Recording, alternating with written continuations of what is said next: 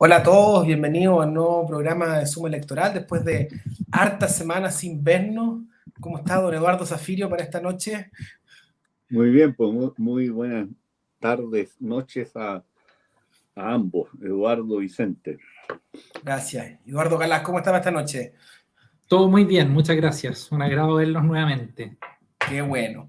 Oigan, el día de hoy nosotros vamos a conversar sobre el destino posible o probable del proceso constitucional. Vamos a analizar la elección que se viene, digamos, a final de año, qué posibilidades hay de que lleguemos a una nueva constitución efectivamente, pero antes de eso no podemos dejar pasar el análisis de la frase boba de la última semana, que nos han dado varias, así que no podemos dejar pasar ese momento. Así que, don Eduardo Zafirio, coméntenos cuál es la frase boba que usted quiere analizar para esta semana.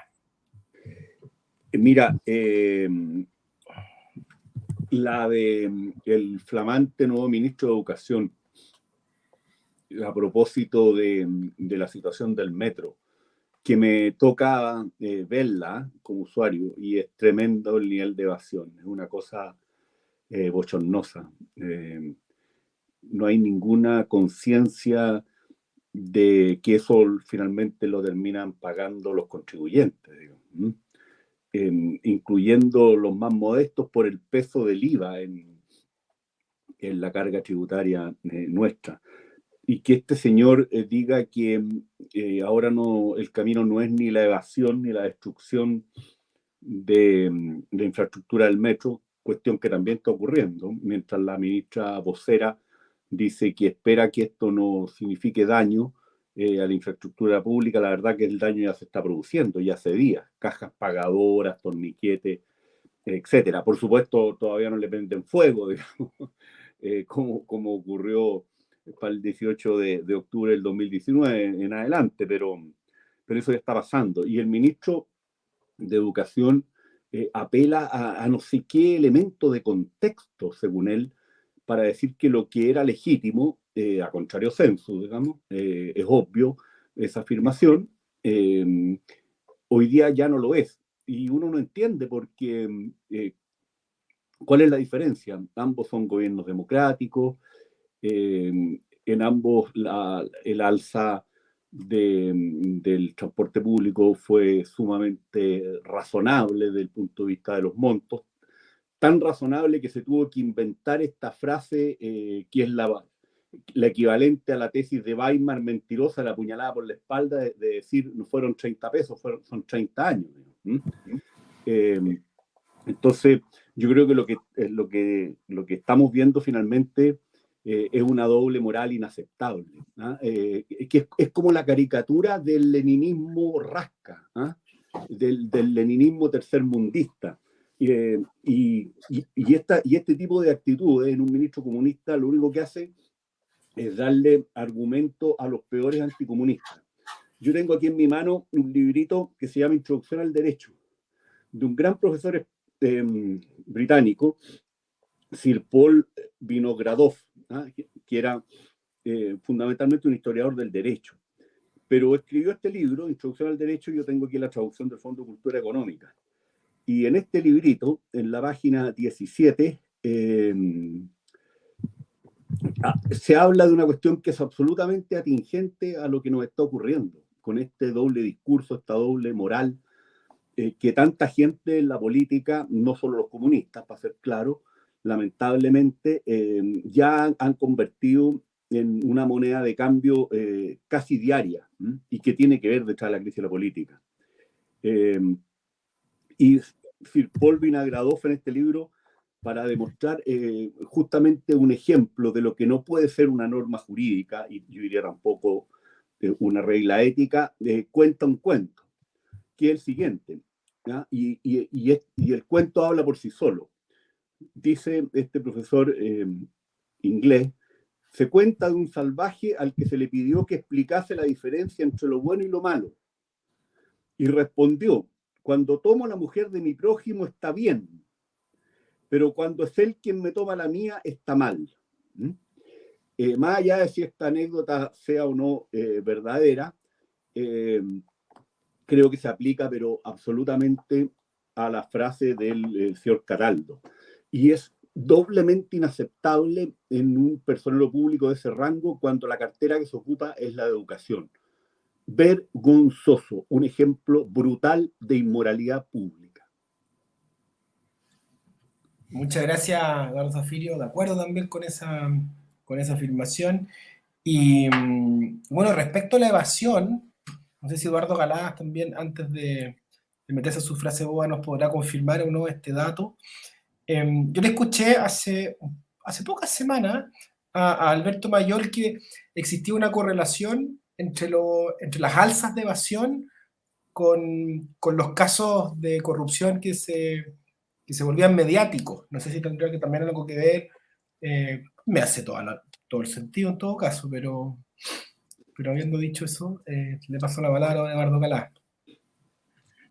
Sí, yo la verdad es que no puedo confirmar ni desmentir eso que dices porque lo ignoro, pero así intuitivamente parece razonable, digamos, que la conducta de las personas en parte es un reflejo de la conducta de sus gobernantes. Pues, esto que se llama técnicamente decencia, en el sentido de como sujeción a las normas de conducta que nos gobiernan, se debilita cuando las autoridades no parecen actuar decentemente en ese mismo sentido. Como que, no, si es que los que nos gobiernan roban, porque yo no, digo. Bueno, sí.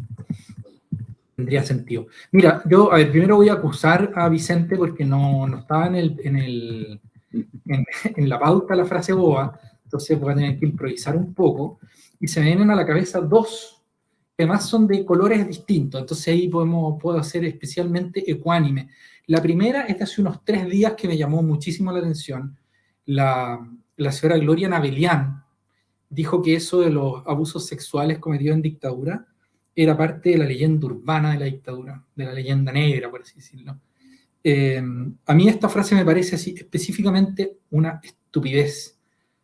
No solamente porque es falsa, digamos, y porque está sumamente acreditado en informes que son imparciales, que hubo abusos sexuales cometidos por órganos estatales durante la dictadura.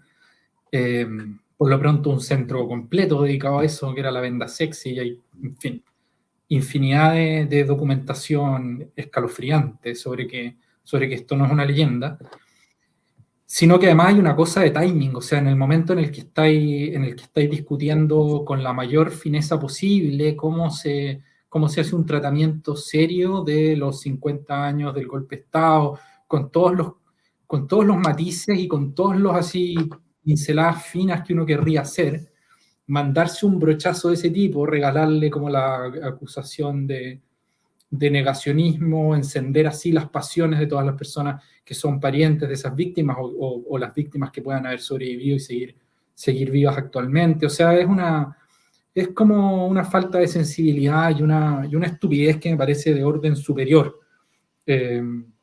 Meterse, digamos así, es para mí, esto es como estar en una cristalería donde hay que intentar que todo sea hecho de la manera más fina posible, porque sabemos que se nos viene una situación peliaguda y entra, digamos, como galopando un caballo y arriando vacas, ¿cachai? O sea, no sé, me parece realmente insólito.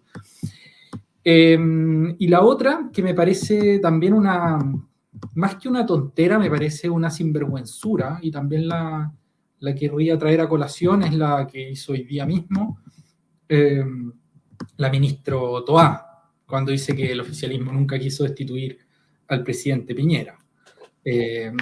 O sea, tal vez ella no, digamos, ella personalmente quizás nunca se sumó a ese coro, pero, o sea, desde acusaciones de violaciones sistemáticas a los derechos humanos, 2 acusaciones constitucionales,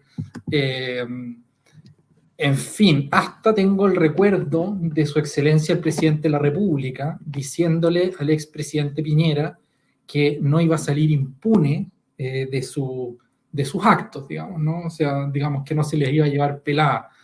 Entonces, claro, quizás la ministra Toá en particular no, pero figuras extremadamente importantes del oficialismo. Creo que el principal es el Partido Comunista, que fue como, es para mí el actor, digamos, organizado principal del gobierno, más importante para mí que Convergencia Social y más importante que Revolución Democrática, que en este momento está tan venida menos además, y ni hablar del mundo del socialismo democrático.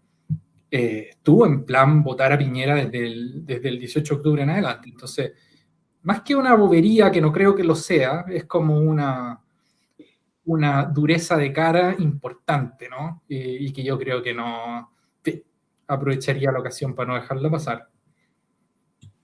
Bien, el verbo que ocupó fue derribar, que creo que fue el que ocupó el mismo Piñera en una entrevista y se convirtió en la minuta del piñerismo el último día. Bueno, y ahora vamos a este tema bien complejo y que está como difícil agarrar, porque tampoco hay mucho clima electoral, que tiene que ver con la elección o sea, la aprobación o rechazo de la propuesta constitucional que va a salir del Consejo. Y bueno, y además de que no hay mucho clima electoral, lo que uno ve en las encuestas, que tampoco han habido muchas, la verdad que las principales han sido CADEM, que también sabemos que está lejos de ser un examen de sangre, digamos. Pero el último día da empate técnico. claro, o sea, de hecho, oye, efectivamente la entrevista que dio, eso también un paréntesis para poder situar la conversación en ese contexto. El día anterior a la elección del 4 de septiembre año pasado, Isakson, no me acuerdo cuál fue la frase exacta, pero dijo algo así que era como un empate técnico, o que el apruebo voy a ganar. En el fondo, dio a entender que la cosa estaba estrecha. Cosa que por supuesto 24 no era así. puntos. Claro. 24. En Argentina hay un escándalo por unas encuestas que fallaron como por 5 o 6, digamos. No, acá fue ese. Y en España tuvieron que pedir perdón la encuesta ahora por la última elección. Acá los tipos a la semana están de nuevo tratando de contarnos, de vendernos la quinta normal. A la semana Isakson volvía a ser el oráculo, digamos, de las elecciones. Increíble. Pero bueno, en el fondo lo que dice por lo menos la encuesta de CADEM, aún existiendo un porcentaje muy alto de gente que todavía no tiene decidido el voto, se ve un rechazo bastante más abajo que el apruebo. Y también la Universidad del Desarrollo ha sacado algunas encuestas con algunos filtros, digamos, y segmentaciones que pueden ser interesantes, pero también se ve, digamos, al rechazo más abajo. Pulso también, ¿eh? Pulso también, exactamente.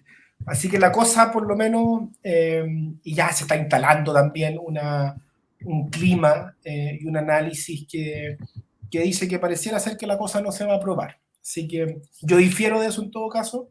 No sé si se guió por el corazón o por la cabeza, pero quiero creer que se aprueba a final de año. Y no sé qué nos puede decir don Eduardo Zafirio, ¿qué opina de esto? Y sobre todo si es que vemos una potencial salida política también a este enredo, porque aquí hay un tema, y es que la gente, por ejemplo, de Chile Vamos, o de centro izquierda, en el fondo dicen, oye, pucho, ojalá que Republicano sea capaz de sacar una constitución que nos represente a todos, que nos represente en el fondo también al centro, pero yo personalmente veo al centro con bastantes ganas de aprobar, y los veo aprobando, saliendo lo que salga ahora, digamos, que no sea algo indigenista, así, plurinacional, muy tirado a las mechas, los veo aprobando. El tema es que los extremos yo no los veo aprobando a ninguno de los dos. Y en ese escenario que se puede hacer. Así que, bueno, les dejo un análisis a ustedes. Don Eduardo Zafirio, usted parte. Mira, yo, antes de leer la segunda de hoy, donde viene un panel donde le preguntan a presuntos expertos de qué puede pasar con esto, y la verdad es que los tipos prácticamente no le dan ninguna chance a estas alturas a la prueba. Había hecho un cierto punteo de los elementos que hoy día a mí me parece que están jugando claramente como para pensar que esto puede terminar en un rechazo, y los elementos que podrían ayudar a que este cuadro pudiera terminar de otra manera, o sea, con una nueva constitución aprobada en diciembre. Y la verdad es que creo que si uno se mete al fondo del análisis de cada uno de estos puntos, queda claro lo difícil que la tiene la prueba, en base a lo que vemos hoy día, lunes 28, no, 20, sí, 20, lunes 28 estamos grabando. De agosto, que es cuando estamos grabando. Siempre me tira el agua Zafirio, siempre me tira el agua con las fechas. Es que es para que no te peles después, porque yo sé que entre tus múltiples suscriptores hay algunos que te pegan por todo, que te mueven o porque no te mueven. Bueno, es el precio de la popularidad, pues, ¿no? Estar expuesto, digamos, a las embestidas de la opinión pública, ¿no? Poco moderada, templada y mesurada en el caso de tus detractores. Bueno, los elementos que hoy día están jugando en contra de la aprobación de un nuevo texto son de distinto orden, pero creo que convergentes a potenciar un eventual rechazo. En primer lugar está la votación de mayo, ¿no? Que lo hemos dicho, pero volvamos al punto. Hubo casi 3 millones de voto nulo y blanco, y eso es muy complicado. Y uno puede pensar que también los abstencionistas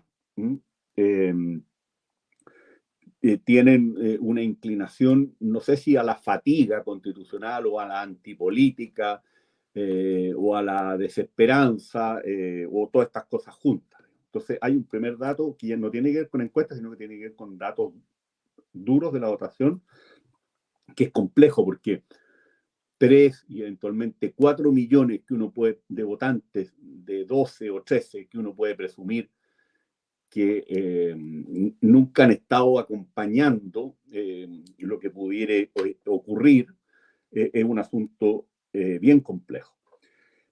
En segundo lugar, bueno, más allá de la desconfianza legítima que le podemos tener al conjunto de las encuestas, ustedes saben que yo confío en algunas. Me parece a mí que el CEPA es un trabajo serio, encuesta presencial además, y lo mismo me parece Pulso. Creo que el panel UDD también en general son encuestas que uno no tiene por qué sospechar errores gruesos, digamos, y menos manipulación política. Antes de que culminara el trabajo de la comisión experta, ya habían encuestas que daban muy fuerte una cierta intención a priori de no aprobar. Es cierto que luego de eso la comisión experta hizo una serie de tareas que llevaron incluso a un texto unánime y en general, diría yo, bastante razonable, ¿no? A mí hay cosas que no me gustan, pero son mucho menos cosas y creo que de menor gravedad que las cosas que me parecían francamente inaceptables en el texto que se sometió a referéndum el 4 de septiembre del año pasado. Aquí, como te digo, no comparto todas las cosas, pero no veo cuestiones de la gravedad sustantiva que tenía ese borrador. Y sin embargo, tercera idea, pese a que se llegó a un texto unánime, bastante razonable, firmado por el representante del Partido Republicano. Entiendo que Frontaura no es militante del Partido Republicano, pero estaba ahí en su calidad de experto elegido de alguna manera por ese mundo, hasta la gente del PC. Las encuestas reiteradamente muestran bajo apoyo al apruebo. Entonces, antes de que se iniciara el trabajo, estaban cifras que no eran auspiciosas.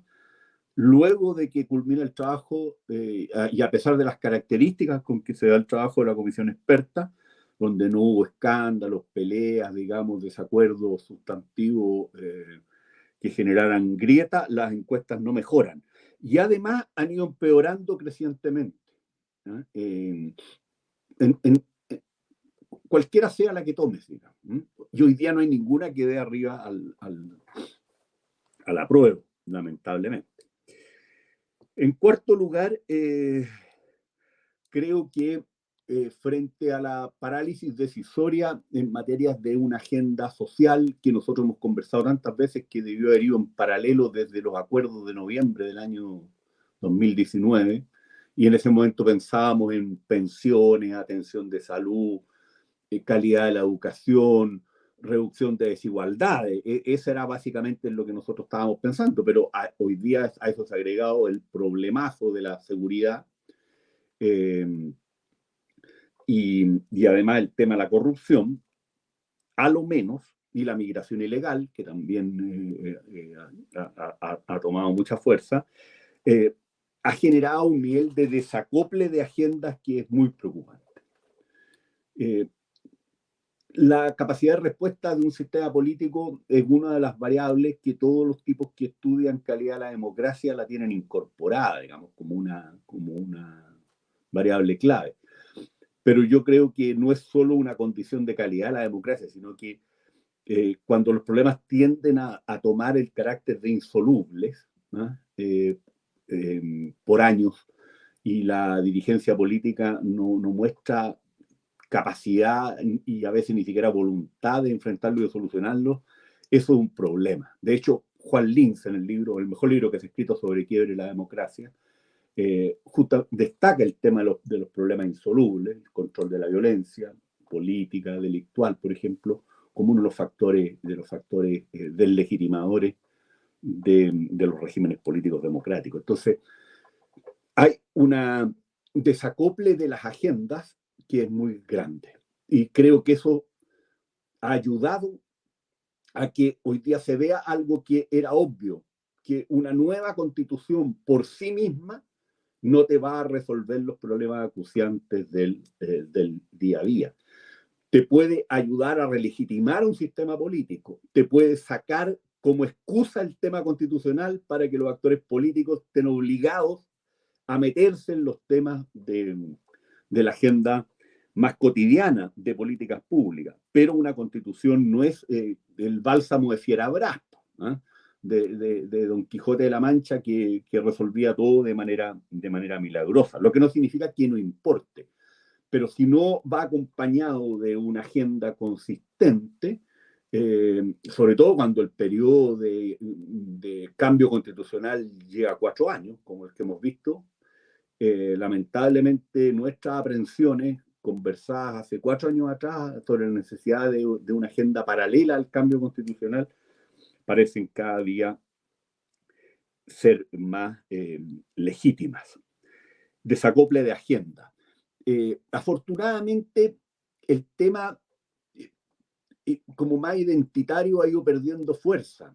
Yo lo vuelvo a repetir, creo que el feminismo, el reconocimiento constitucional de los pueblos indígenas, la preocupación por el medio ambiente son causas nobles, pero nosotros no somos Holanda ni Luxemburgo.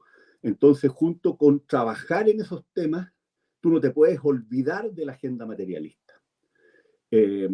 No solamente porque hay pobreza, porque hay desigualdad, sino que porque te están reventando problemas que son básicos desde el punto de vista de la eficacia de un sistema político y para una democracia, como el control de la violencia delictual, pero también política y delictual en algunos lugares. Entonces, creo que el desacople de agenda es muy grande. Para no referirme al espectáculo la semana pasada, digamos, de la Cámara de Diputados, que ya fue como el ejemplo más claro de en qué está este mundo, que no entienden nada en medio de las inundaciones, estaban discutiendo una declaración de hace 50 años atrás. Y de mala manera, porque si hubieran estado discutiendo civilizadamente uno lo podría entender, pero la verdad que era una riña que terminó como una pelea de cantina, digamos. Doblemente grave, porque se trataba de analizar, como dijo Eduardo, una situación crítica de quiebre democrático y todo lo que eso significa, y significó, y además en un momento en que había muchísima gente sometida a una situación también límite en la zona central y, centro, y parte del sur del país.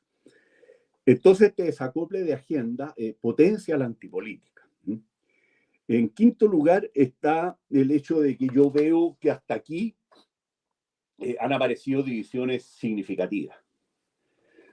Yo quiero ser súper claro, o sea, esta enmienda de los republicanos de meterle 2/3, digamos, como requisito a la reforma de la Constitución, es simplemente no entender nada, y a mí me parece una cuestión absolutamente inaceptable.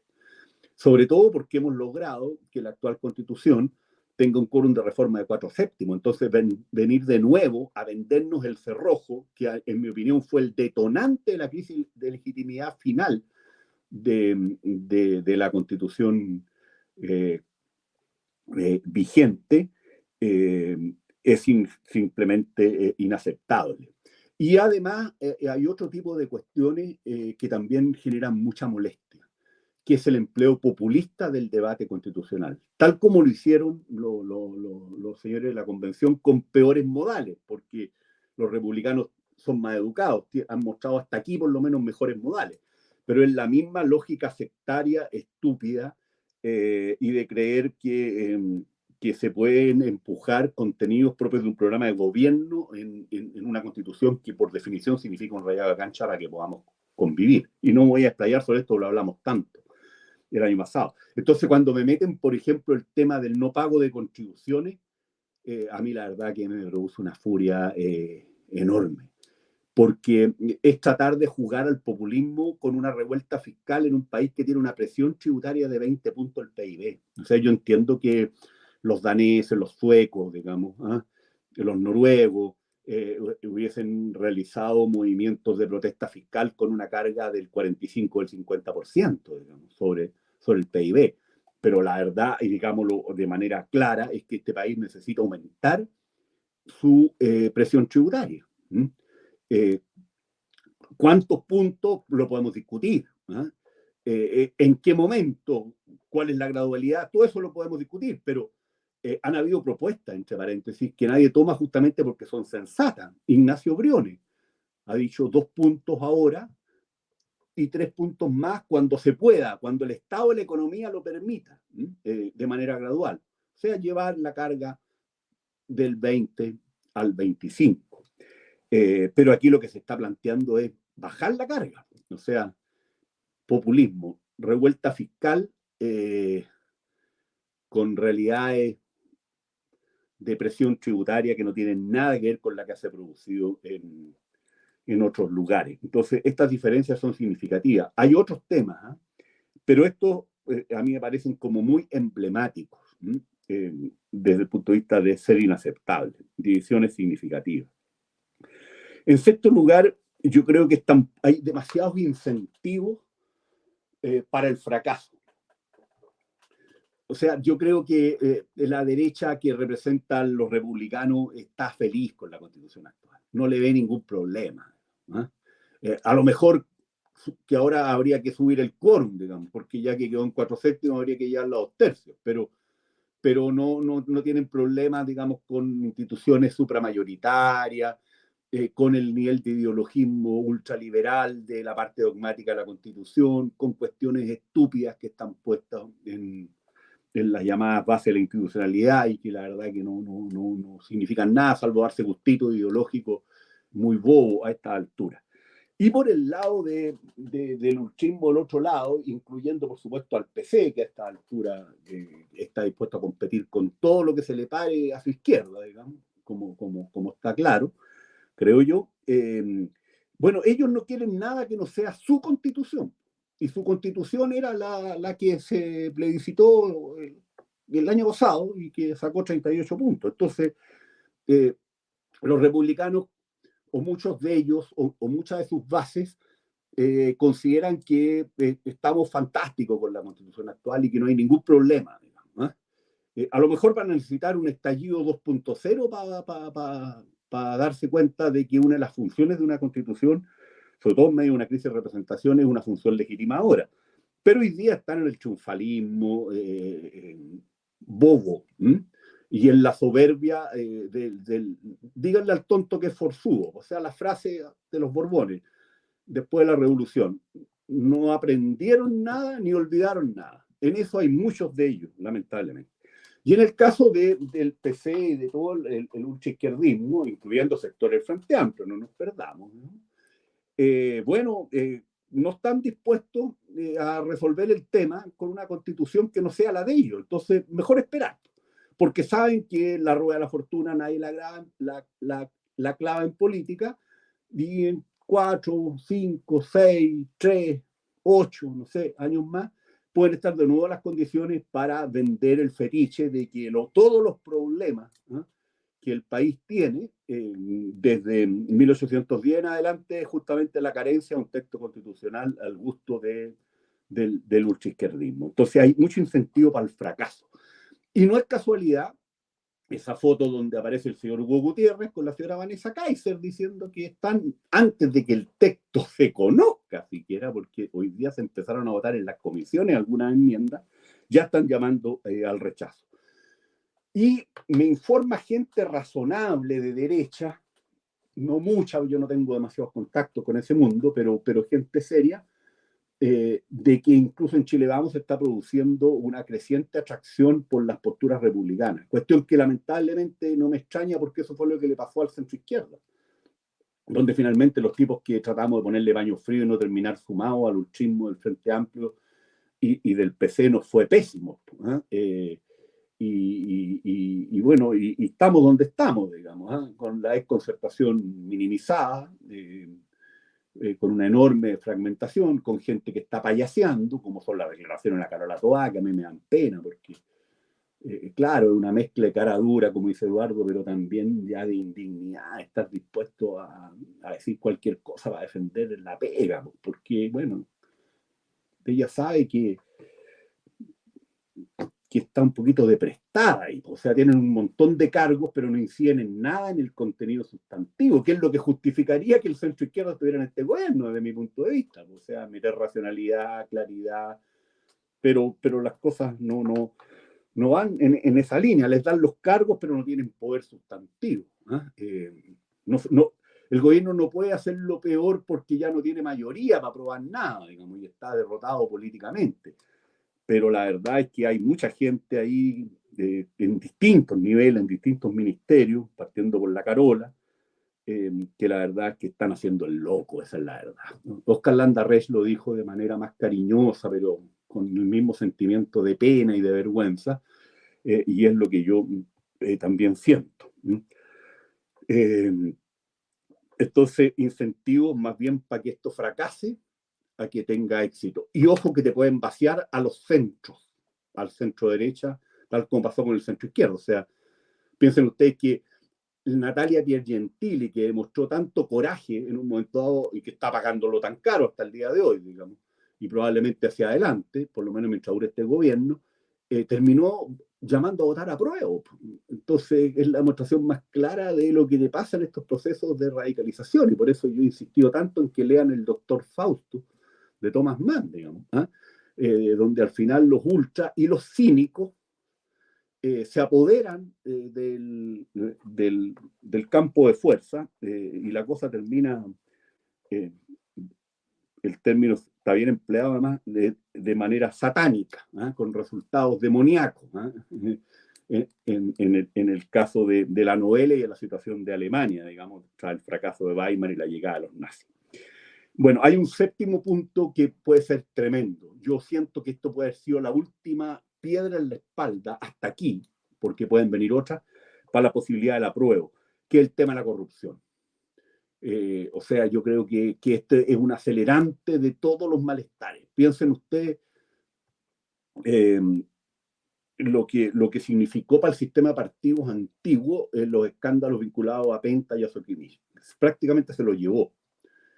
en 2-3 años. Y hoy día la cosa está muy, muy fea, son montos mucho más grandes, son fondos públicos además, o sea, aquí no hay un problema de financiamiento ilegal de la política, con cargo, digamos, a privados que a lo más no pagaban, no tributaban, sino que aquí la corrupción, ya podemos emplear esa palabra porque la han empleado el propio gobierno, tiene de montos muy grandes, porque este Estado hoy día ha llegado a tener fondos, leyes de presupuesto por sobre 80.000 millones de dólares, producto del crecimiento en general de la economía. Y son muchos casos en muchas regiones, afectan a muchas reparticiones, incluyendo gobiernos regionales, y todo indica que esto va a seguir. Entonces, yo creo que la corrupción, que normalmente le pega a todo el sistema político, claro, la víctima, los que están boqueando hoy día son básicamente los RD, digamos, y el Frente Amplio y el gobierno. Pero esto, de aquí no van a salir bien librados los otros partidos políticos, incluyendo los de oposición. Y pueden venir meses y meses y meses y meses, digamos, de nuevos hechos. Hay un octavo tema que también hay que ponerle mucho ojo, que tiene que ver con esta desafortunada decisión del gobierno de hacer una conmemoración de los 50 años del golpe de Estado, sectaria y partisana. Y yo creo que estas 3 semanas podemos ver que esto, que ya ha significado un boomerang para el gobierno, pero también un enorme desgaste desde el punto de vista de lo que es la imagen de la política, por razones que son bastante obvias, y algo ya dije de lo que pasó la semana pasada, puede alcanzar niveles de división política, de espectáculo confrontacional y de violencia callejera en las próximas 2 semanas, 3 semanas, que indignen mucho más a la gente, que debiliten mucho más al gobierno, pero también a la política. Entonces, noveno problema, la antipolítica se nutre de todo esto, de la corrupción, de la división, de la pérdida de eficacia decisoria, de la incapacidad de respuesta. Y esto es muy complicado porque algunos han dicho que un acuerdo, digamos, por ejemplo, Kass-Boric podría llevar a que cambiaran las encuestas. Eso en un cuadro de una política prestigiada, pero no de una política desprestigiada, porque en cuadros de antipolítica y de desconfianza, una cuestión mal hecha a última hora, sin lógicas sustantivas, puede ser visto como un arreglín más que potencia los malestares para el rechazo. Y por último, un factor que destacó muy bien Eduardo Galán, no recuerdo si aquí públicamente o en nuestros intercambios más privados en chat, a propósito de lo que pasó el año pasado, en un cuadro de política con bajo nivel de convicciones, con mucho oportunismo, las encuestas pueden ser muy vitales en lo que hagan los actores. Entonces, si las encuestas siguen marcando que el apruebo no tiene muchas posibilidades, desde ese punto de vista es muy complejo lo que dicen hoy día estos analistas o pseudoanalistas o pseudoexpertos, digamos, en politología y futurología y astrología, digamos, en la segunda, nos podemos encontrar con que muchos se bajen del apruebo o hagan lo que hicieron, por ejemplo, muchos socialistas y PPD y demócratas cristianos, que es un apruebo de los dientes para afuera, como se dice en el campo, pero que no hagan nada, digamos, por conseguir que esa opción gane. Ya lo vimos en el rechazo. O sea, yo no sé cuántos senadores y diputados socialistas, para hablar claro, votaron a prueba. Tengo la sospecha de que no fueron demasiados, digamos, más allá de lo que dijeran. ¿Y eso por qué? Porque está el dato de las encuestas. Y ahora las encuestas están jugando reiteradamente a favor del rechazo. Y en un cuadro de actores políticos oportunistas puede venir o la bajada o el quedarse callado o el no hacer nada, digamos, a favor de la opción apruebo, más allá de lo que definan los actores, incluyendo los partidos del centro izquierda y del centro derecha. Ojo. Entonces, estos 10 elementos creo que juegan en contra de la posibilidad de la apruebo. Y hay 4 elementos a favor. Uno, de algunos actores que pueden tener un intervalo lúcido y darse cuenta que es mejor cerrar este tema y no dejarlo abierto. Porque es un factor potencial de conflicto y sobre todo de distracción y de excusa para que la dirigencia política no tome de una buena vez la agenda de temas sustantivos y cotidianos.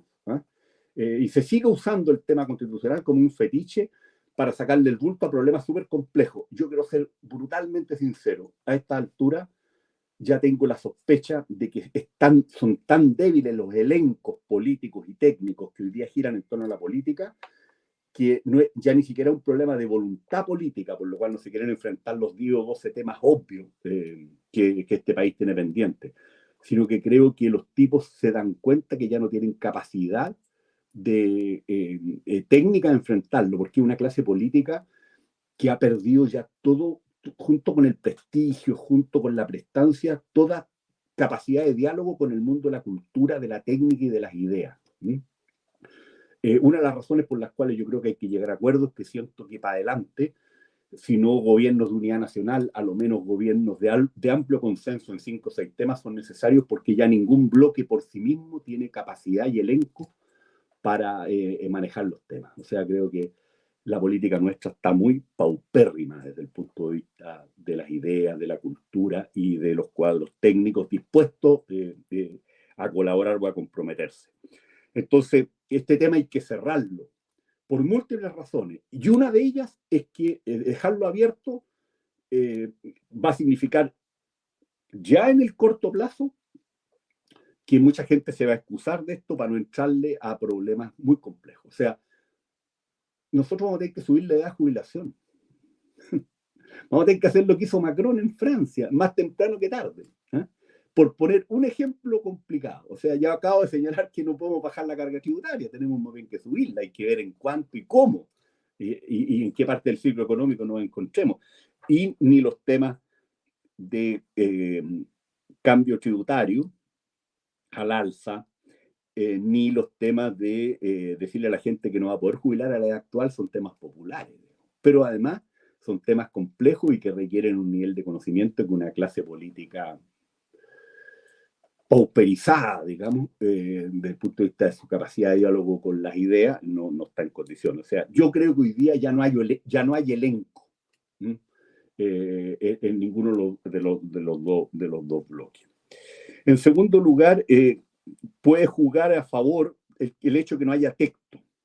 O sea, puede ocurrir que en estas semanas, por distintas lógicas, los actores estén más dispuestos a generar grados de acuerdo, incluyendo el sentido de la supervivencia. No es solo que Kast puede verse crecientemente afectado en sus posibilidades presidenciales, cuestión que podría golpear a los republicanos, o que el gobierno sienta que un nuevo fracaso constitucional le puede pegar sobre todo a él, sino que puede ocurrir que un conjunto de actores transversales se den cuenta que esto se los puede llevar a ellos también. Y que esto puede terminar más temprano que tarde con que se vayan todos, incluyendo Kast y el PC, digamos, para hablar claro. Entonces eso podría ayudar a que volviéramos a una cosa más razonable en la lógica del texto que los expertos propusieron. Y si esto es a tiempo y bien hecho, podría ayudar a revertir un cuadro que está muy cuesta arriba. En tercer lugar, por la misma esquema del formato constitucional, los expertos van a tener la posibilidad de actuar para adelante. Entonces pueden ser un factor de morigeración y de control que les permita influir ya no desde fuera, como lo han estado haciendo un poquito ahora, sino que ya en esa especie de comisión mixta final. Y eso también podría ayudar a un texto que dejara poca excusa, salvo a los más recalcitrantes, para no comprometerse con el apruebo. Y por último, una esperanza en el electorado. Finalmente la democracia es una apuesta a un cierto prudencial, un cierto sentido común y expresa una confianza en las personas, en los hombres y en las mujeres, en tanto cuanto ciudadanos y votantes, es que esta sensación de fatiga constitucional, si es que se dan los requisitos anteriores y digamos un texto relativamente razonable y se acaban las divisiones más groseras, podría llevar a que el electorado diga cerremos este tema ahora, y que el electorado diga sí, esto no es demasiado bueno, es hecho por los mismos que han provocado el problema, ¿ah? Y que tienen todo este catálogo, digamos, de vicios y re pocas virtudes, pero es mejor que cerremos este tema y no lo dejemos pendiente.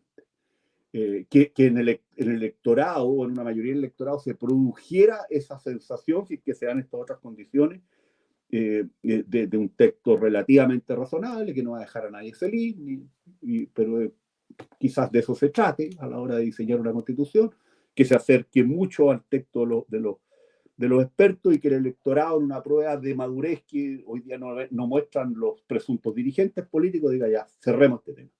Y en último término, las cosas que queden pendientes se jugarán en la deliberación democrática, y si hay que hacerle ajustes a esta constitución, se harán, y no hay nada tan grave, digamos, como podría haber sido, por ejemplo, el tema de la plurinacionalidad, digamos, en el texto anterior, o los riesgos para división de poderes o de politización del Poder Judicial, y por ahí se produce un movimiento electoral, político, transversal, digamos, que signifique que este texto se apruebe.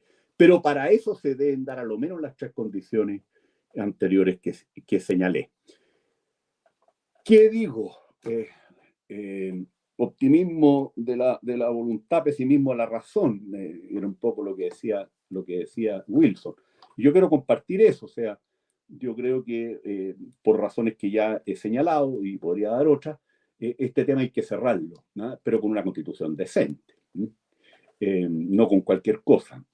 Y espero que eso se pueda hacer, que haya un texto que esté en la línea de la historia constitucional chilena, y que más o menos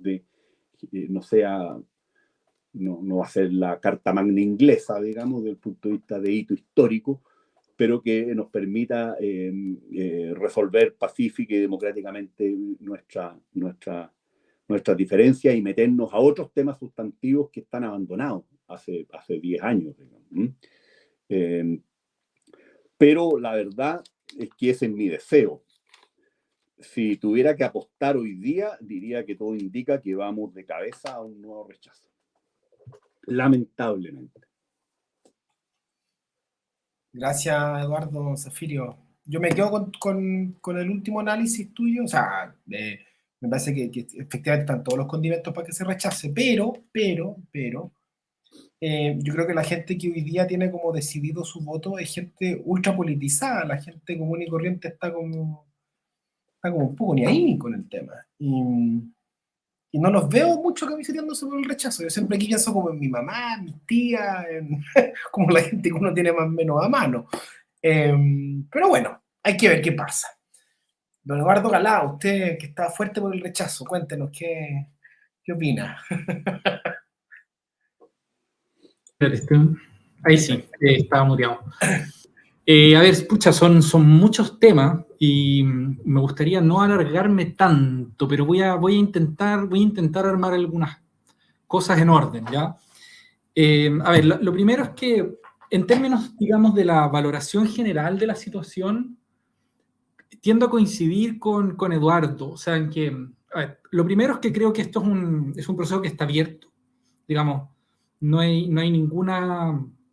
Digamos, el valor que tienen las encuestas, más allá de cuánto le hayan achuntado antes y qué sé yo creo que en general son encuestas bien hechas, pero todas, aunque muestren una gran ventaja como de la predisposición a no aprobar respecto de la predisposición a aprobar, siempre incluyen que hay un 60% de la población que dice, mira, yo no voy a tomar ninguna postura hasta no haber visto el texto, cosa que por lo demás a mí me parece como muy razonable y deseable incluso, o sea, que las personas se hagan sus juicios sobre la base de un documento y no al vuelo, ¿te fijas? Creo que eso está bien.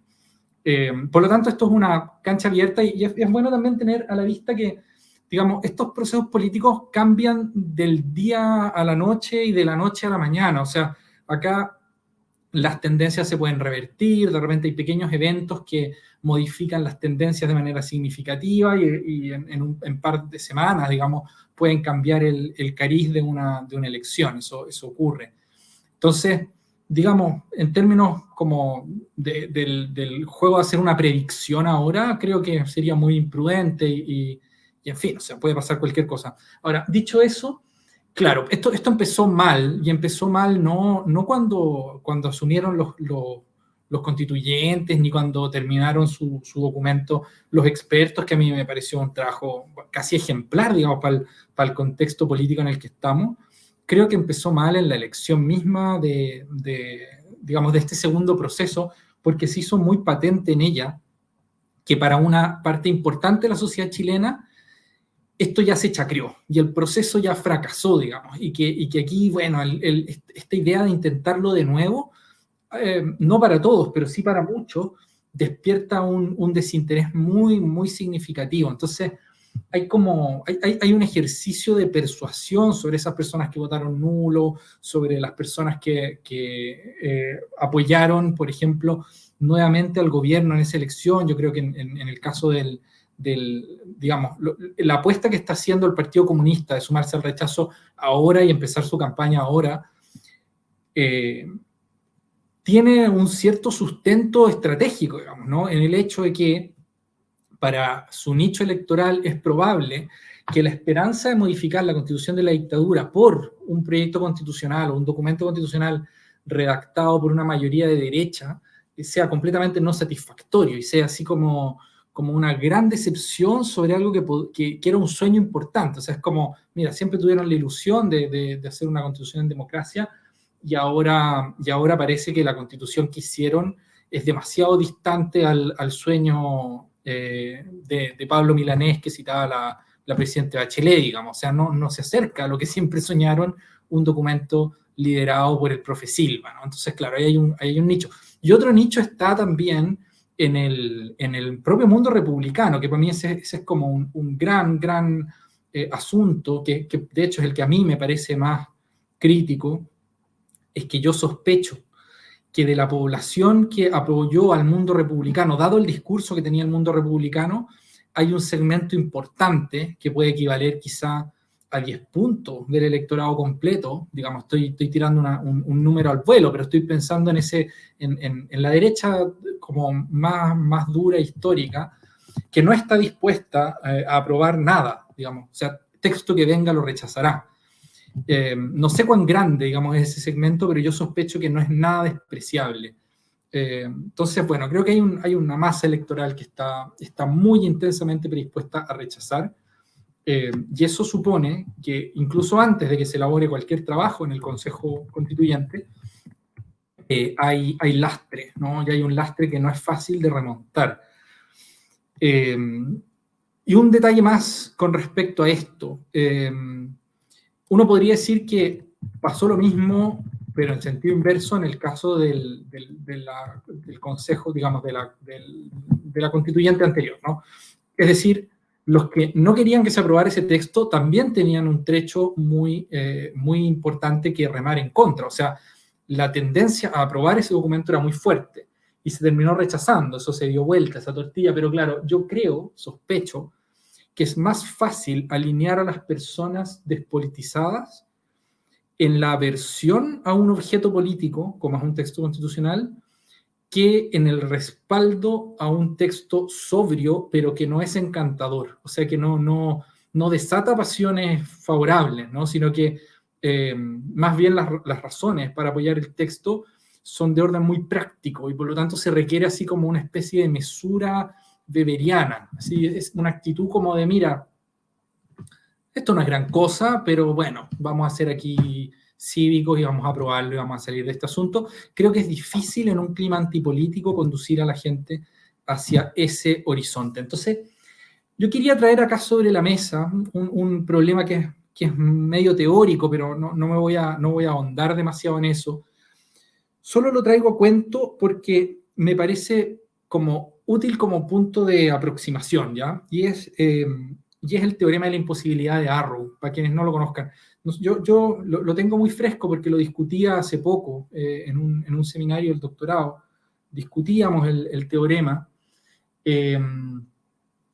Y que lo que dice más o menos es lo siguiente para quienes no estén familiarizados. Vamos a decir, voy a plantearlo en términos muy simplificados, pero había una larga discusión sobre, digamos así, la optimalidad social. O sea, cuál es la función del óptimo de bienestar social para la cual había múltiples respuestas distintas, y algunos autores te decían, mira, el óptimo de bienestar tiene esta forma, que se llama Amartya Sen tenía una propuesta, John Rawls tenía otra propuesta, y así distintos autores proponían distintas maneras de conseguir esos, digamos, un escenario optimizado de las preferencias de las personas, basado en las preferencias de las personas. Y lo que hace Arrow es llegar y subvertir completamente esa discusión, preguntándose si existe siquiera esa función de optimalidad, o sea, si no cuál es la respuesta a cuál es el óptimo bienestar, sino que es posible, digamos, existe siquiera una función tal que responda al bienestar social a partir de las preferencias de las personas. Y lo interesante es que Arrow, que era un matemático completamente brillante, demostró que no existía, o sea, que era imposible, que si es que lo que nosotros queremos es construir un orden social basado exclusivamente en las preferencias de las personas, llegamos a la conclusión de que el óptimo social no existe. Agrega una serie, digamos, de requisitos adicionales. ¿Por qué me parece interesante esto? Porque a veces parece que la discusión que tenemos sobre nuestro texto constitucional es como, ¿cuál es la estrategia que permitiría que este texto fuera aprobado? Y yo creo que estamos en una posición de preguntarnos legítimamente si existe un documento tal que obtenga el 50% más uno de los votos en el contexto que estamos viviendo ahora, y que Eduardo Zafirio nos planteó en esos, no recuerdo cuántos puntos hiciste, pero 7 u 8, digamos, o 9, no sé, pero que son muy críticos. Yo tenía anotados algunos que convergen, y no quiero partir diciendo que digamos, como creía Arrow respecto del problema de la optimalidad, digamos, yo crea respecto a la Constitución que simplemente no existe un documento que satisfaga al 50 más 1 del electorado. Lo que sí quisiera decir es que este es un problema cuya complejidad tiene esa profundidad. O sea, es posible que no haya documento alguno que en las condiciones actuales satisfaga a más del 50% del electorado chileno. Eso puede ser que sea el escenario. Por lo tanto, antes incluso que preocuparnos por cuál es el texto, tenemos que preocuparnos por las condiciones del clima electoral, digamos, el ecosistema en el que ese contexto va a ser presentado, digamos, aquí hay que intervenir ese clima, ¿no? Hay que intervenir en la coyuntura de modo tal que cambien ciertas circunstancias que están trabando excesivamente el camino constitucional, porque el problema es que acá si este texto se rechaza, va a haber naturalmente una serie de actores que van a empujar la idea de iniciar un tercer proceso. Y un tercer proceso puede significar entramparnos nuevamente en un nuevo dilema equivalente. Y obviamente no podemos estar para siempre haciendo eso, en parte porque no podemos seguirnos gastando plata en este proceso. No es el problema central, pero es un problema también relevante, porque hay otras prioridades que están reclamando con mucha urgencia la energía y los recursos del sistema político. Entonces, bueno, a ver, voy a mencionar algunos de estos temas, aunque la gran mayoría de ellos ya los mencionó Eduardo Zafirio. Voy a puntualizar algunos que me parecen relevantes. Primero, a ver, a modo general, creo que estamos en una suerte de tormenta perfecta de convergencia de diversas crisis, cada una de las cuales por separado sería suficientemente relevante. O sea, acá hay muchos problemas juntos, que por cierto están correlacionados unos con otros, no es que sean compartimentos estancos ni que sean problemas autónomos, o sea, hay una cierta, digamos, covarianza entre ellos, pero digamos, lo que quiero enfatizar es que cada uno de estos problemas sería una amenaza para construir un momento constitucional, como dicen así los teóricos del constitucionalismo, así, digamos, poner las condiciones o disponer las condiciones para que un texto constitucional se apruebe. Entre ellos, la crisis de desinterés simplemente en los procesos políticos, que es una de las patas de la antipolítica. La otra pata de la antipolítica es la desconfianza, o sea, desconfianza, Eduardo Zafirio nos recordaba, o sea, todo el escándalo, digamos, que empezó con Democracia Viva, pero que ha sacado 40 coletazos ya, o 50 o 100, es un balde de agua fría para el proceso constituyente, porque en clima de desconfianza hacia la política, nadie quiere entregarle a los políticos una nueva carta fundamental. Luego, correlacionado por supuesto, pero es un problema aparte, es la crisis de representación. Es el hecho de que no hay un sistema de liderazgos en el que un porcentaje significativo de la población chilena se sienta representado. Digamos así, no estamos en un contexto tal que si los dirigentes de las cúpulas de los partidos políticos se ponen de acuerdo, la ciudadanía se va a alinear detrás de ello. Ese escenario no existe. Existió en Chile hasta comienzos de los 2000. Creo que hubo un momento en que si se ponían de acuerdo la cúpula del Partido Socialista, la cúpula de la Democracia Cristiana, de RN y de la UDI, y esas 4 cúpulas dirigenciales le presentaban en conjunto un proyecto al país, el país iba a aprobar ese proyecto con una amplísima mayoría, posiblemente 90 puntos o más. 15 o 20 años después de eso, ya no existe eso. O sea, podemos tener un acuerdo que vaya de José Antonio Kast a Boric, y es perfectamente posible que la ciudadanía lo rechace. Y lo rechace porque hay una crisis de representación también en ese sentido. O sea, no hay liderazgos que estén dando cuenta de la sociedad. Y eso, claro, es un problema muy grave.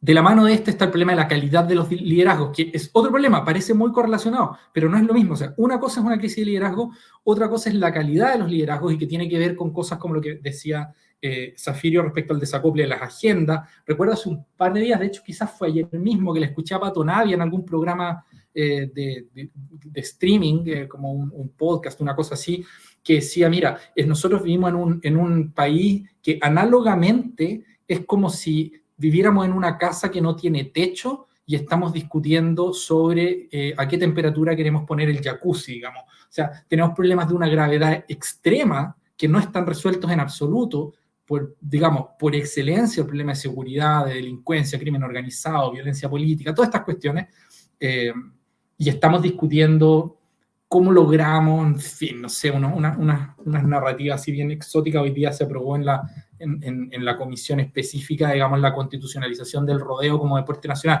A mí, más allá, yo no tengo ningún problema con el rodeo, me parece tan insólito como la impertinencia del tema, digamos, así como ya, ahora vamos a buscar algo que nos una a todos, constitucionalicemos el rodeo maya, que a mí, además, ese tipo de cosas no me parece que sean materia de una constitución, digamos, igual el deporte nacional me parece una frivolidad, pero más allá de eso, es obvio que es un tema que divide a mucha gente que querría prohibir el rodeo, da una señal estúpida, porque mientras las personas buscan que la Constitución les asegure pensiones dignas, resulta que el tema que se empieza a discutir es un meme, digamos, ¿no? Así como, en fin, creo que es una impertinencia sobre todo eso. Bueno, también el tema de la encuestología que comentaba Eduardo Zafirio es un apéndice, digamos, de esta crisis de calidad de los liderazgos. O sea, no podemos contar con que los liderazgos de los partidos políticos y de las dirigencias, digamos, del mundo social y no solo político, van a responder a convicciones intensas y no a cálculos de corto plazo, ¿no? Y eso también es un problema de ecosistema, anterior, digamos, a cualquier texto constitucional, anterior a cualquier performance del Consejo Constitucional, que de momento ha sido mucho más sobria y menos alarmante que la performance, digamos, de la tía Pikachu, digamos, y Sting, ¿cierto? Pero eso me parece que de momento es trivial. Otros problemas, bueno, hay muchos. Hemos hablado infinitamente acá de problemas de civilidad, o sea, creo que ni siquiera, nuevamente, es muy esperable que las personas lean el texto antes de votarlo, una vez que se haya escrito. Es un problema del que ya hemos conversado muchas veces. Si lo leen, es muy improbable que un porcentaje importante de la población pueda entender las consecuencias de ese texto. Entonces, lo más probable es que las personas no vean el texto completo, sino que busquen aquellos elementos específicos que despiertan sus pasiones, y entonces se convierte el texto constitucional en una lucha, digamos, de agendas, no necesariamente identitarias, pero sí temáticas, muy de nicho. Entonces está la persona a la que lo que le importa es cómo van a ser tratadas las mascotas, y está la persona a la que lo que le importa es qué es lo que se dice de la bandera, y otro que lo que le importa es que, en fin, y en esa, digamos, si uno evalúa el texto constitucional así, es muy probable que se produzcan más aversiones que motivos para estar de acuerdo, porque en el fondo cada tema siempre despierta insensibilidades, y si todos los temas son tratados por la ciudadanía como líneas rojas potenciales, entonces vamos a estar también en un grave problema. Y por último, y con esto voy a cerrar esta parte, tenemos el problema de la polarización, ¿no es cierto? Que, digamos, alguien podría creer que la polarización no es un problema. Creo que esto es una materia de discusión como sustantiva. O sea, hay gente a la que dice, mira, ¿qué importa que haya polarización? ¿Por qué sería mejor una sociedad donde el centro es fuerte, que una sociedad donde los polos son fuertes. A ver, más allá del tema, digamos, normativo, yo efectivamente creo que es bueno que no haya polarización, pues creo que la polarización sobre todo le inyecta inestabilidad y como, digamos, incertidumbre, incerteza hasta jurídica a los sistemas políticos, porque pueden producirse situaciones muy caóticas de cambios como muy radicales de agenda estatal de un periodo para otro, cosas así, que se ven como medio esquizoides en términos del cuerpo colectivo, ¿no? Como que un día elige a Boric y al día siguiente está eligiendo como al profe Silva y todo eso, se ve como medio exótico, pero más allá de esa posición normativa, en términos electorales, simplemente por el problema, digamos, como del votante mediano, es muy complicada la polarización porque no tienes como la estrategia habitual de decir, mira, aquí hay que convencer a las personas que están un poco más al centro que yo y tengo que salir a argumentar para allá y construir acuerdos en esa dirección y vamos a lograr que esto se apruebe. O sea, básicamente uno diría, mira, si yo logro convencer, supongamos que yo soy una persona de izquierda, si yo logro convencer a Evópolis y a una parte de RN, yo tengo mi documento aprobado. O si yo soy una persona de derecha, yo logro convencer al señor Elizalde, a la señora Toá y tengo más o menos el documento aprobado. En este caso no ocurre así porque, por así decirlo, imaginemos que Chile Vamos tuviera mucho interés en aprobar el texto, puede salir a buscar ese voto del Partido Socialista, podría encontrarlo y a la espalda estar dejando un vacío que es todo el mundo, digamos, de republicanos o una parte importante del mundo republicano, que mientras ellos hacen ese pacto, les están rechazando el texto por otro lado. Entonces, y lo mismo pasa inversamente en el caso de la centroizquierda. O sea, cuando son los polos los que están fuertes, uno puede lograr acuerdos centrales y no obstante el texto se puede rechazar por ambos lados. Y eso es muy complicado porque no es tan claro en qué dirección hay que hacer las negociaciones para que el procedimiento sea estratégicamente eficaz.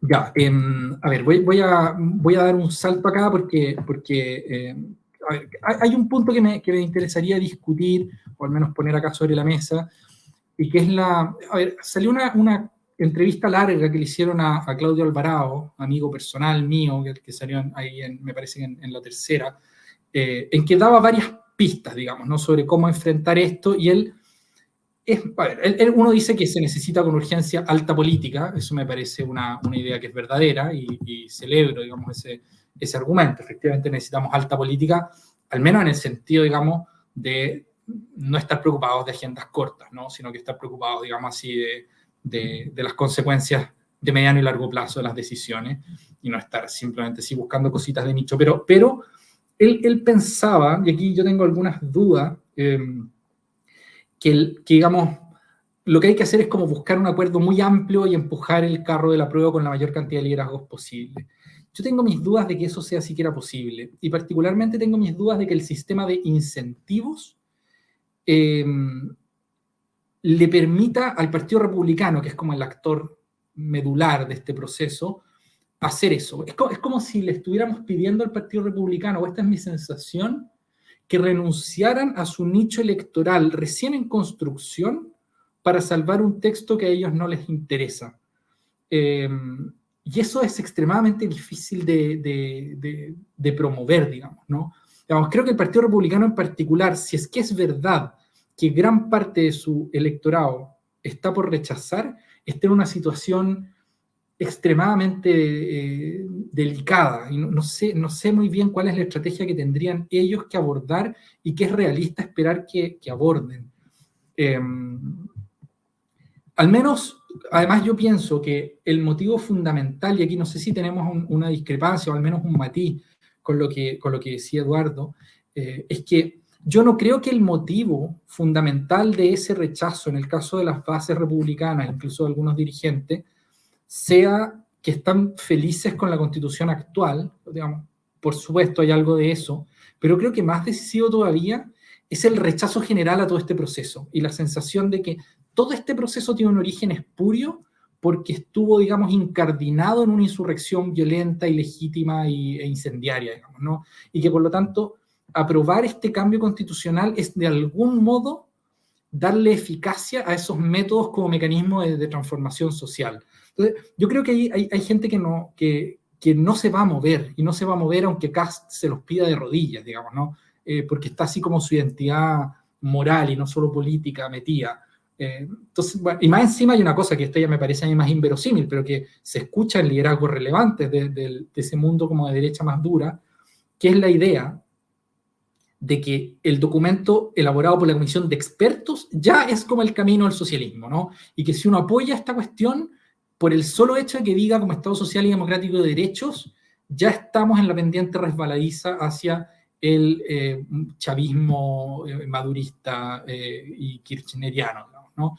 Esto a mí me parece una cosa bien exótica, y no obstante creo que hay agua en esa piscina, y he escuchado a personas como los hermanos Kaiser, que son un tipo de liderazgo, estoy pensando en Axel y en Vanessa, porque a Johannes no se lo he escuchado, no sé si él estará de acuerdo, pero es posible que también.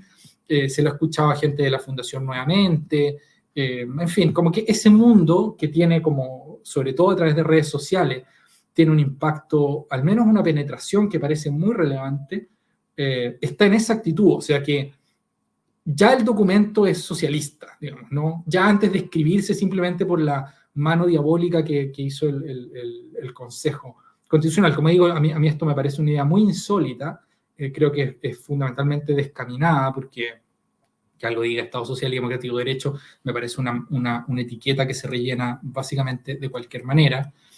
Digamos, creo que es equivalente a la sensación que tienen otros de que este documento ya es una como sumisión al proyecto neoliberal por el solo hecho de que haya sido elaborado a partir de unos expertos que fueron designados por los partidos políticos que fueron elegidos por la Constitución de Pinochet. Digamos, o sea, hay así como una creo que ese tipo de paranoias como de segundo orden son descaminadas, pero me parece que siendo descaminadas son operativas.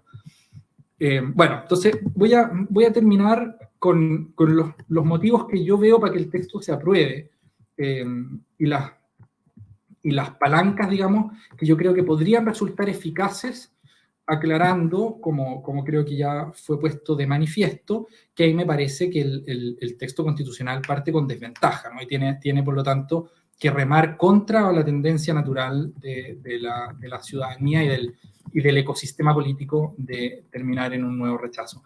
A ver, primero, y creo que es una estrategia que deberían utilizar hasta los republicanos que tengan interés en digamos, que esto termine favorablemente, es la idea de que hay que matar la Constitución elaborada en su forma primaria, más allá de todas las reformas infinitas que se han hecho, en dictadura, y tener una Constitución hecha enteramente en democracia y con la legitimidad simbólica que le otorga haber sido producida a partir de, digamos, desde su origen, digamos, a partir de procedimientos electorales.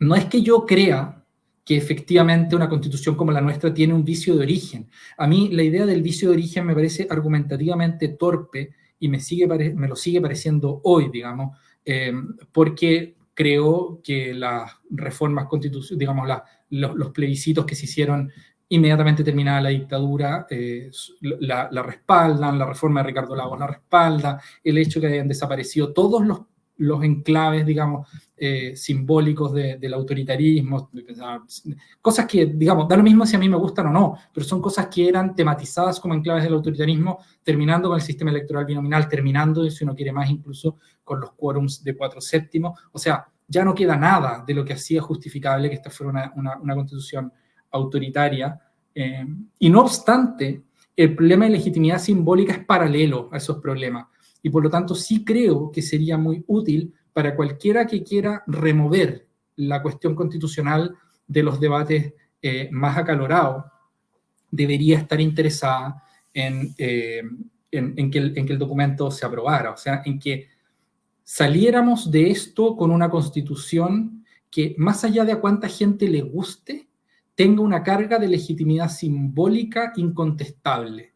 Es decir, coincide con otro argumento, sacarle a aquellos grupos que por las razones que sean, porque sean extremistas o porque sean, ¿cómo se llama esto?, aprovechadores en el sentido así como de oportunistas, quieran usar los eventuales vicios de origen del texto constitucional para justificar desde el recurso a la violencia política, porque resulta que las leyes son injustas, digamos, lo que sea, digamos, estrategia así medio anarquista para justificar la violencia, o para esquivar las urgencias sociales a tono de que hay un tema constitucional que zanjar, ¿no? O sea, creo que simplemente por esa razón debería haber alineamiento en torno a la idea de que el texto se aprobara. Yo creo que hay una cosa más que me parece que es fundamental y que habría que trabajar bien, y que creo que es como la gran para mí, punta de lanza de una campaña potencial transversal a favor de aprobar el texto, y es el motivo exclusivamente pragmático de que hay que zanjar este tema cuanto antes para dedicar toda esa energía y todos esos recursos del sistema político hacia las urgencias sociales que sí son de interés de la ciudadanía y lo van a seguir siendo, digamos, ¿no? Y ahí incluyo las pensiones, la salud, la educación, digamos, la seguridad y todo, digamos, todo. Porque aunque en principio uno puede hacer muchas cosas a la vez, y digamos, los estados están hechos para hacer muchas cosas a la vez, la cantidad de recursos, tanto monetarios, que no es trivial lo caro que resulta hacer un proceso de esto, y ya nos estamos comiendo 2, y si este fracasa, es posible que nos tengamos que comer un tercero, y no podemos seguir gastando plata en esto, digamos. O sea, yo tengo esa sensación, pero la tengo no porque yo sea un economicista, digamos, ni un materialista, sino porque me parece muy obvio que se necesitan esos recursos para problemas que son crecientes, ¿no? Y estamos en estancamiento económico hace una década, y eso trajo consecuencias muy serias, y estamos con crisis de inflación, y en fin, o sea, hay muchos problemas ahí que abordar. Y bueno, y más allá de todos de los recursos materiales, están los recursos, vamos a decir así, humanos, ¿no? Pero me refiero a políticos, o sea, ¿cuánta gente está dedicada a esto y que tendría que estar dedicada a otras cosas? Gente que es muy competente y que en lugar de tener sus esfuerzos dedicados a abordar esas urgencias sociales que son crecientes, está dedicada a una discusión que a la ciudadanía parece que le entusiasma muy poco, si no nada.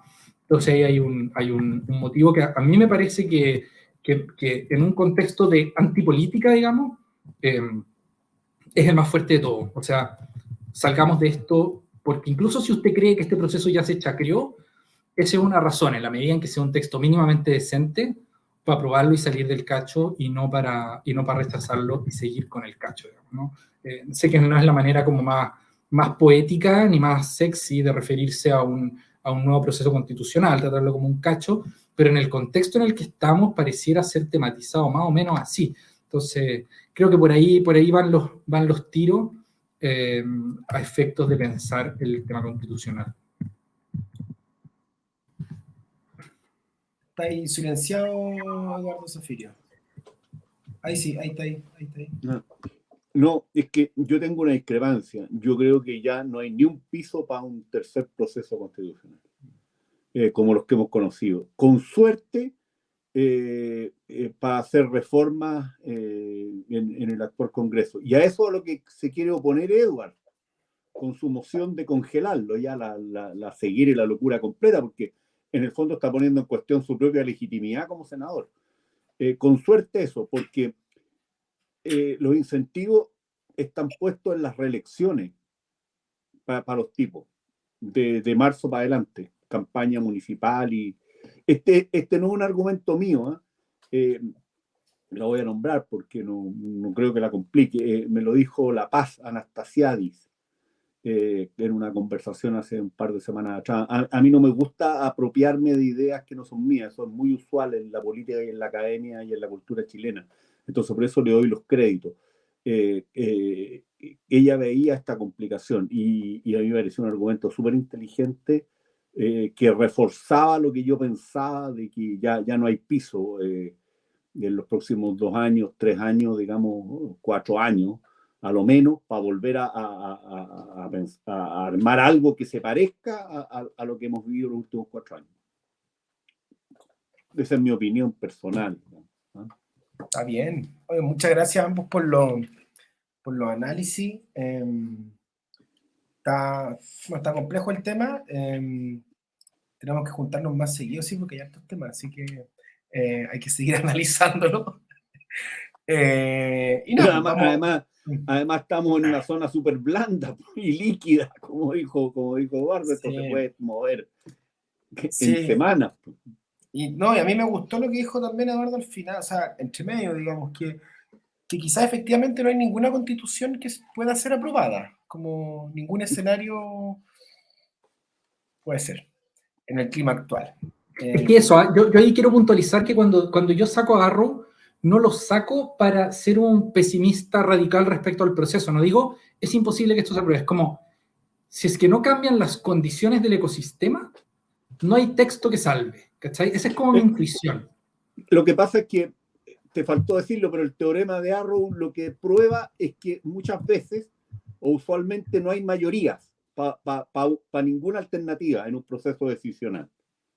Eso es el teorema de Arrow en simple, digamos. Me imagino con quién discutiste estos temas en el doctorado. Gran amigo mío, gran tipo, súper capaz. Oigan, y para cerrar, si les parece, no sé si llegaron, yo me imagino que sí, ahí Zafiro sacó, por lo menos Zafiro estaba con hartos libros ahí viendo, y bueno, Eduardo Galá haciendo su doctorado, me imagino que también, así que la recomendación de libro para cerrar el programa tiene que venir. Zafiro. Oye, yo tengo dos, pero la verdad que son partes del libro, ¿eh? No, para que no se abrumen los suscriptores y los que vean. Y a propósito justamente de lo tristemente vulgar en que se ha convertido nuestra esfera pública y la falta de cultura de humanidad básica de nuestros dirigentes políticos. Y le quiero pegar a la derecha y a la izquierda, con dos libros distintos, de dos historiadores. El primero es de Tony Judt, un gran historiador socialdemócrata, ¿no? que escribió cosas muy inteligentes y muy atingentes. Se llama Sobre el olvidado siglo XX. La verdad que todos los ensayos del libro valen la pena, digamos, y son múltiples, desde un análisis de Kessler hasta la cuestión social revivida, ¿eh? en un capítulo que viene a ser como el 24 o 25 este libro. Pero quiero recomendar la introducción a este libro, porque en un par de páginas, de la 20, 21, 22, aclara de manera definitiva cuáles son los orígenes políticos e ideológicos del Estado Social y Democrático de Derecho. Que no tienen nada que ver con el castrochavismo, ni con García Linera, digamos, como tuiteaba histéricamente el Axel Kaiser hace unos días atrás, digamos. Yo les mandé estas páginas a muchos dirigentes políticos, para que lo confronten de una buena vez, porque hasta cuándo toleramos estos niveles ya de ignorancia monumental, digamos, sin hacernos cómplices o creer que somos lo mismo. Y lo voy a decir en simple. El Estado Social y Democrático de Derecho es una creación de los liberales, Keynes y Beveridge.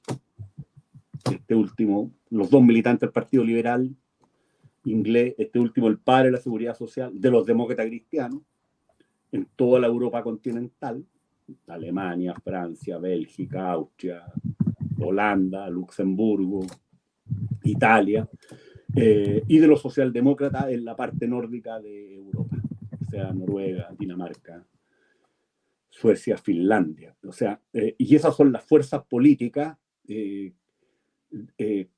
centro derecha, de centro y de centro izquierda que sostuvieron la democracia de Weimar, por ejemplo, frente a la embestida de los comunistas y de los nazis. Entonces, el populismo latinoamericano no tiene nada que ver con el Estado Social y Democrático de Derecho, ¿no? El gran problema que tenemos en América Latina, por las cuales uno se puede oponer a la extensión del Estado, no es un riesgo de totalitarismo, sino que de la ineficacia de una clase política que en muchos lugares es cleptómana, y en casi todos lados clientelística, ¿eh? O sea, no es Hayek aquí el que nos va a orientar, sino que el análisis empírico de los estados fallidos, digamos, o semifallidos, como los que tenemos tan cerca. Entonces, para entender lo que es el Estado Social y Democrático de Derecho, que es uno de los 12 bordes, además, Axel Kaiser estaba llamando a romper uno de los 12 bordes, nada menos, para que nos entendamos. O sea, Axel Kaiser es un ultra de derecha, digámoslo con claridad. Porque detrás de ese Twitter lo que estaba era decir, vulneremos uno de los 12 puntos, ¿no? Con un argumento que demuestra lo ignorante y mentiroso que es. Las dos cosas a la vez. Y el otro es para enfrentar, digamos, esta locura izquierdista, que significa que todos aquellos que tratan de explicar lo que estuvo detrás del derrumbe de nuestra democracia aparecen poco menos que siendo unos golpistas y unos promotores y defensores de las violaciones de los derechos humanos. Un libro de Eric Hobsbawm, Historia del siglo XX. Y en la página 14 de esta edición, que es la más barata, Eric Hobsbawm, que murió comunista y además era judío, dice lo siguiente: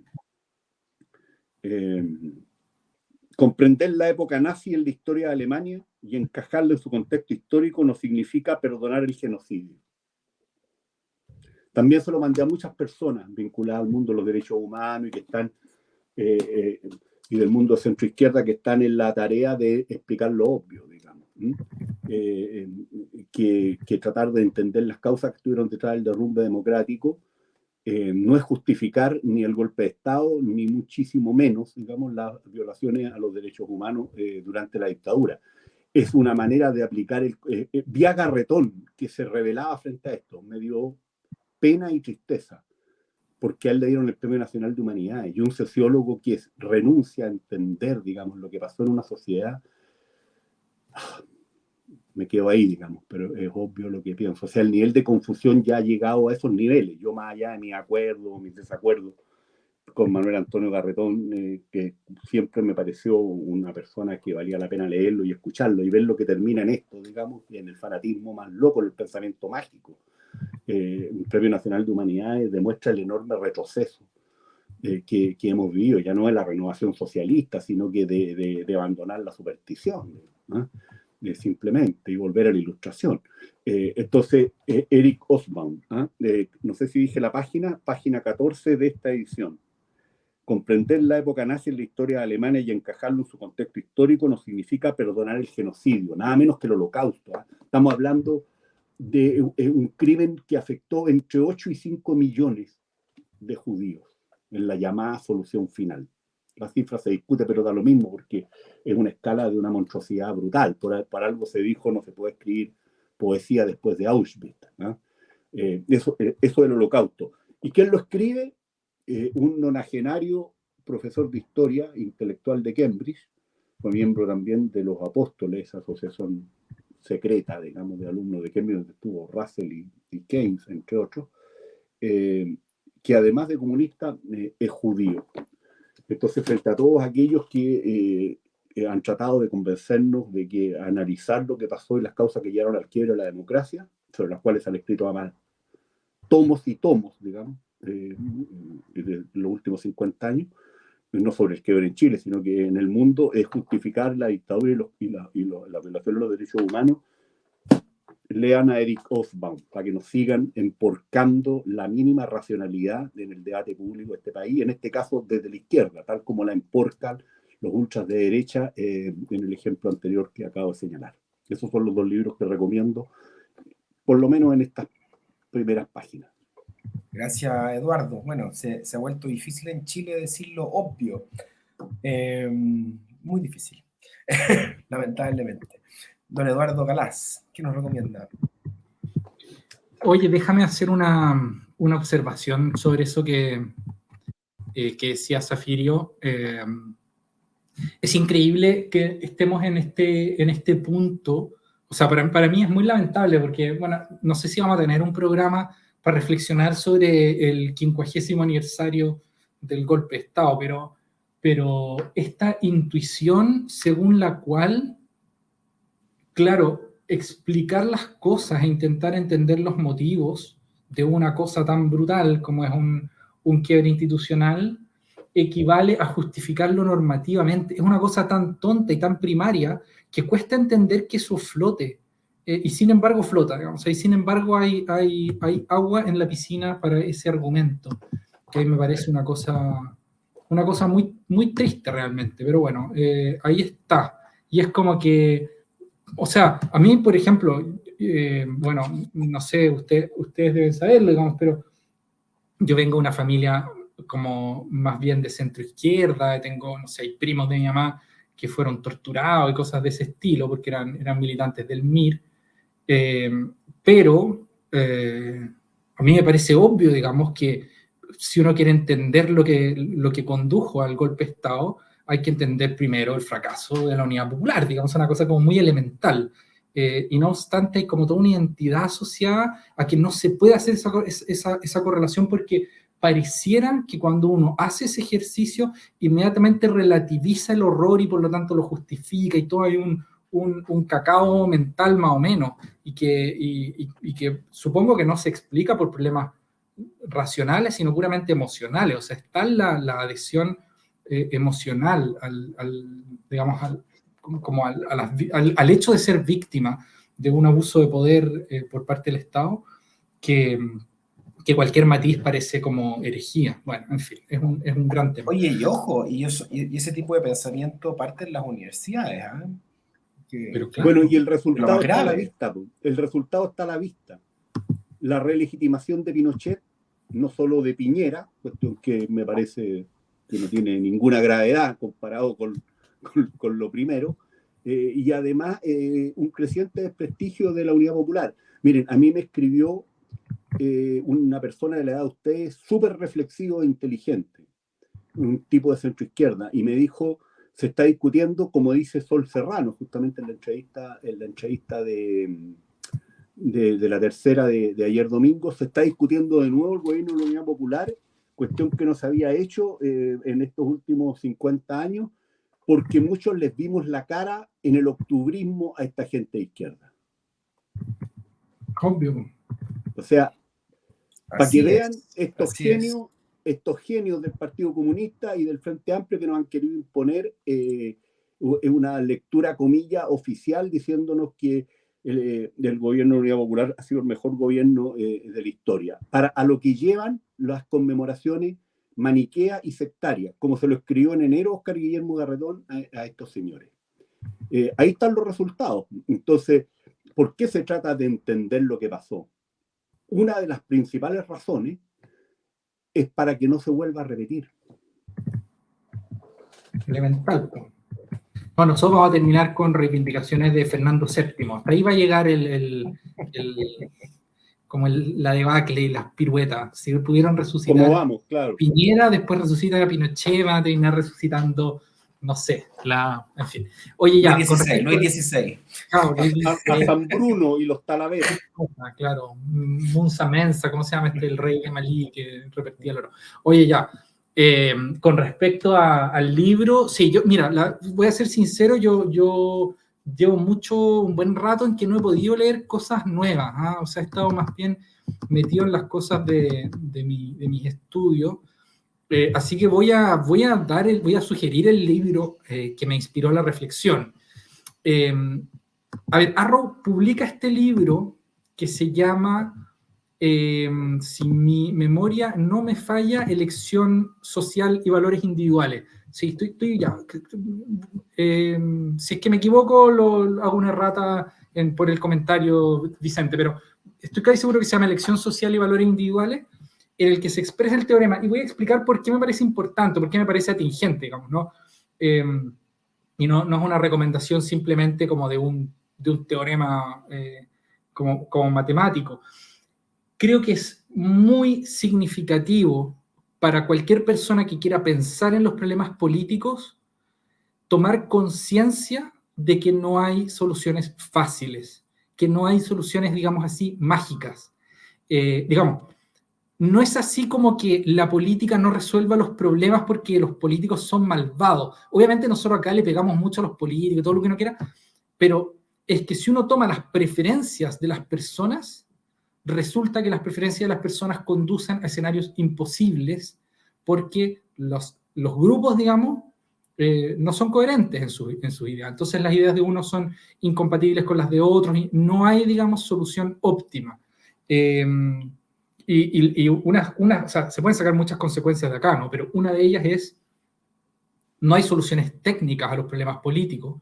Los problemas políticos requieren un posicionamiento imparcial, o sea, un posicionamiento parcial frente a los fenómenos. O sea, no hay solución, digamos así, neutral desde un punto de vista técnico. A pesar de que a veces las discusiones públicas parecieran que sí, o sea, que aquí es una cosa así como de cachar de números para saber cómo se resuelve. No, o sea, el problema del medio ambiente no tiene una solución técnica, el problema de las pensiones no tiene una solución técnica. Y cuando digo que no la tiene no hay solución fácil. O sea, si uno quiere resolver esos problemas, tiene que romper huevos de otra canasta. Y creo que el punto de Arrow muestra eso muy bien, si uno lo lee críticamente. Así que eso, es un libro que tampoco he leído completo, lo reconozco, o sea, leí solo una parte, pero me pareció muy pertinente como la manera de argumentar, el modo en que un matemático, digamos, una persona que viene de las ciencias duras, se enfrenta a un problema que tenía la discusión económica muy entrampada durante mucho tiempo, digamos, la discusión en ciencias sociales, y modificó completamente Arrow las condiciones de la conversación, y eso me parece un gran logro, o sea, así como mostrar las cosas no son tan fáciles, así de simple. Muchas gracias, estimados, por el programa de hoy, y no sé si vamos a hacer algo para los 50 años, ¿no? Complicado el tema. Pero bueno, el gobierno siempre nos da motivos también para analizar cosas. Así que bueno, eso. Que estén muy bien, buenas noches. Igual usted, ha sido un agrado.